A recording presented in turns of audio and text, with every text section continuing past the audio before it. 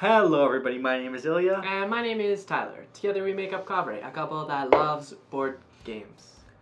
And being on time. Oh, we've got lots of time. Today I want to talk to you about our top 5 real-time games. Wow. Now we tried to stick a little bit more on the strategy side, so we're not including a lot of the party games that are... Yeah, that's true. Yeah. But we really enjoy real-time party games too. Okay, so by real-time games, what we mean is that there's some element of hourglasses essentially pushing us towards an end goal. Mm-hmm. It doesn't always have to be hourglasses. It just means time plays like a big influence, like in your actions and what you do. Yeah, you really have to do something before time runs out. Mm-hmm. Essentially, yeah. So we thought we'd kick it off with the first one, which is a newer game called Rush Out. Rush Out is designed by Thomas DuPont and published by Sit Down Games. In Rush Out, you'll either be a team of warriors or the sorcerer. And essentially what you'll be doing is you'll be rolling dice frantically, trying to complete various missions before the other team. And it's pretty neat because the sorcerer has certain abilities that maybe add to the deck of the warriors, and the warriors are just trying their best to avoid the dragons, fight the sorcerer, and be victorious. Yes, very stressful, very intense. This one doesn't have a timer to it. No. You're just racing against each other essentially to get rid of your deck. And it's stressful because it's 1v everyone else. That's true. And yeah. Yeah, I think this can be played with 3 to 5 players. Mm-hmm. So it can be sorcerer versus 4 players. And it's really neat because the players decide together which cards they want to accomplish. Mm-hmm. And they have to roll certain die faces. But once they put a die onto one card, they have to stick with that card. So they can't like spread their dice across multiple cards. Mm-hmm. So there's a lot of real-time communication happening too, and teamwork to make it quite exciting. It's pretty stressful. Yeah, what do you think of it? I like it. It's a lot of fun. I haven't played the sorcerer, but playing the warriors, it was really interesting because we were basically just like shouting at each other, trying to figure out whose plan was what, and then accidentally taking each other's dice. So there's like a lot of different things that were going on that was like, holy moly, how do we win? It is a really good team bonding event for sure. Yeah. I really like playing Sorcerer because you actually could see what everybody is going for, and there's cards that let you kind of deter or essentially throw out all the dice that they've acquired so far, so they have to re-roll them or add more cards like if you're almost there. But you're trying to run through that deck and it can be so stressful. But it's actually a lot of fun, and there's a little kind of almost a campaign that you can go through that introduces more and more core mechanics. The rulebook does a wonderful job, but I would definitely encourage you to check out Rush Out if this sort of frantic energy is your type of... Yeah, exactly. Okay, what's the next one? Yep. The next one is your side. A food fight, a Mickey Mouse food fight. This game is published by the Op, and it's designed by Kami Mandel. And basically, it's exactly what it says it is, except with cardboard, not real food. Essentially, what you have is you have dice that you'll be rolling, and kind of like Rush Out, it's a race to empty your plate. The catch is, though, that you'll be passing or throwing the food at other players' plates. Now there's a central mat that you will sometimes have to throw into or optionally throw into, but this game is hilarious and a lot of fun.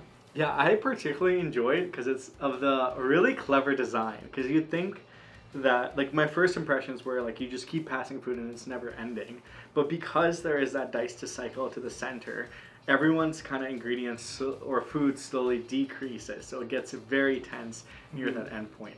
Tyler is also very good at this game. He remains undefeated. I don't know why. I don't know about that, but I roll the dice and then I just go as fast as I can. Apparently I'm just the fastest at it. Everyone's trying to do the same thing. Also, the thickness of these cardboard tokens very satisfying. Is amazing, and I would not complain if every token was like this. I think it's a little extra. In particular, these tokens have to be like Which that, makes sense because you're throwing them and trying to move them across. But this one I really like. It's a good one to kind of get your blood going right before a game night to get everyone laughing. because sometimes you'll only have one milkshake and you just can't get rid of it. Yeah. And or even at the end of the night to release some tension, because some games can cause it. Heavy game of Feast for Odin and Destroy Tyler. Gotta play some Mickey Mouse food fight. Exactly. It's a food fight without the mess. Mm-hmm. All right, next game. Now up next we have the new edition of Galaxy Trucker. Now, this game is designed by Vladia Chvatil and published by Czech Games Edition. Apologies if my pronunciation is a little bit off there. But essentially what you're doing is the real-time element of this is building your ship. And you want to get a bunch of scraps and make sure your ship survives the voyage you're about to embark upon. And there's going to be meteors, pirates, all sorts of shenanigans to essentially break apart your ship. Yeah. But if you make it all the way to the end, you can get some credits and sell off all those parts you worked so hard to put together. And if you have the most points, you end up winning. I really like this one. It's a lot of fun. It's very stressful, and it can be kind of brutal. The cool part is the time element is actually right at the beginning of the game, so you only have to worry about it one time. And you're just building your ship for it. But the cruel part comes when you start actually going through your voyage, and then these meteors are coming and destroying your ships and taking a whole half of your ship off and getting to the point where you actually aren't even going to score any points, and it feels kind of bad. Not only do you have to build your ship fast, you also have to consider structural integrity.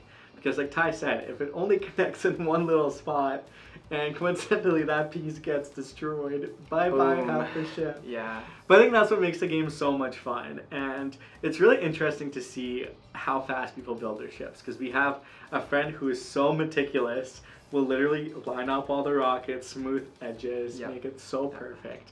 And then there's us just trying to do our best to beat the clock so she doesn't get all the time to still be really meticulous.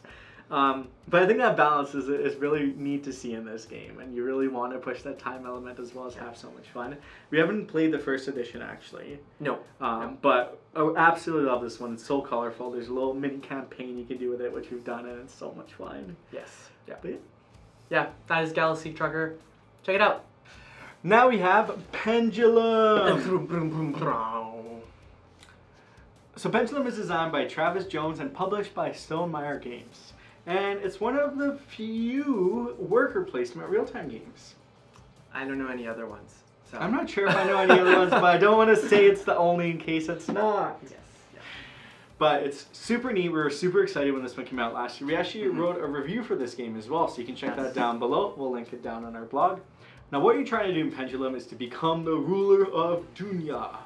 You'll take the role of one of the characters and work for prestige, popularity, power, and a legendary achievement, as one must have to be the ruler. Ooh.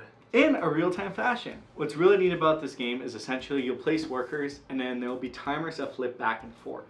But where the timer is, you can't place workers or take workers off. So you almost have to plan for the next time of where to put certain workers. And paired with some resource management and resource trade-offs, you'll be working up along those tracks in a certain amount of rounds, hoping to be the next ruler.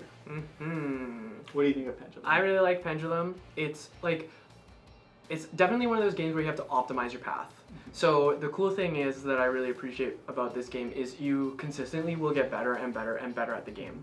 And then they have an advanced variant where you can flip it over. Characters are so cool. Yeah. And then you have another challenge ahead of yourself, which you can watch yourself get better and better and better and better. And for that reason, I think Pendulum's really cool. Yeah, it's really rare that you actually get to see yourself progress in games and get better and better. So that's another reason why I really enjoy Pendulum as well. But what's really neat is this is definitely a game that you can get with a couple of friends and watch all of you grow. And you get better and compete and you feel like you're on the same level. And I'll say, out of all our 5 games, this one is the least stressful. The time element doesn't seem as stressful as in the other ones because most of the time you actually have quite a lot of time to move your workers. And it's optimizing that time to really strategically know when to play cards, when to move certain person, or how you really want to approach the game. Which changes game to game, which is what I really enjoy it. Yay, Pendulum! Pendulum! Hourglass. All right, last but on our list. Certainly not least. Yeah. We have Sorcerer City.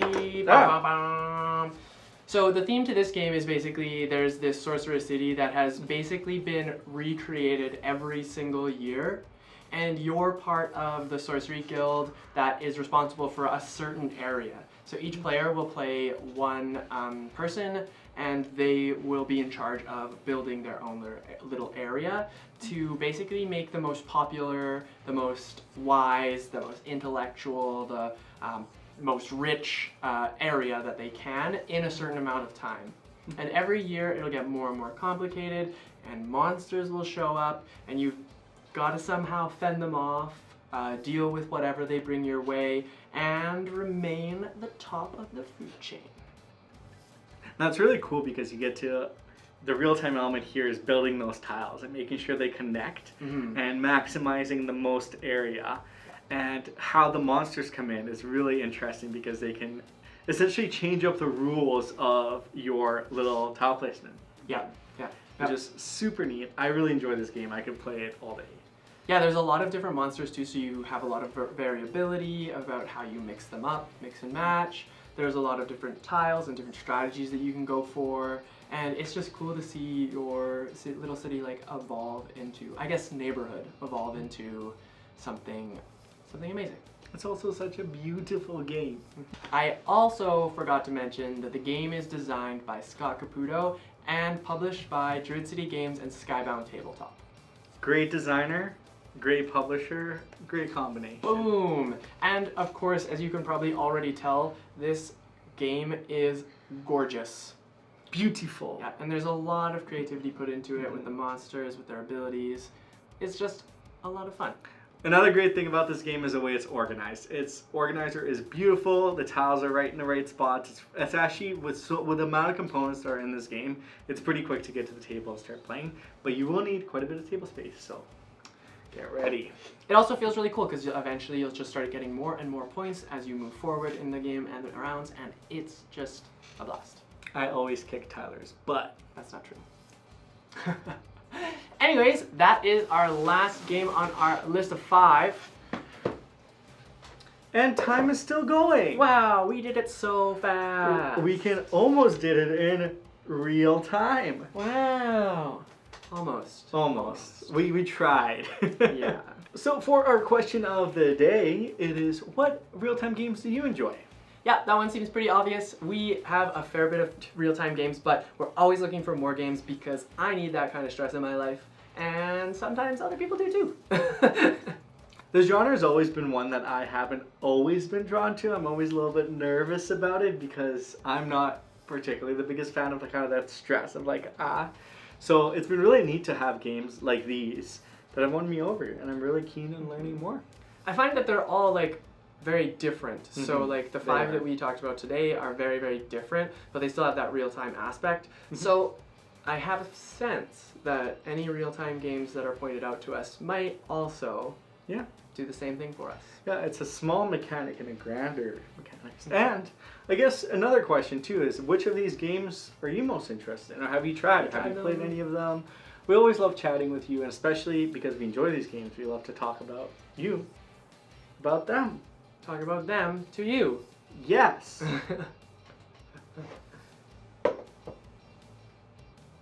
We have so much more time left. Give us a thumbs up. If you liked this video, make sure you give us that thumbs up. Hit that subscribe button.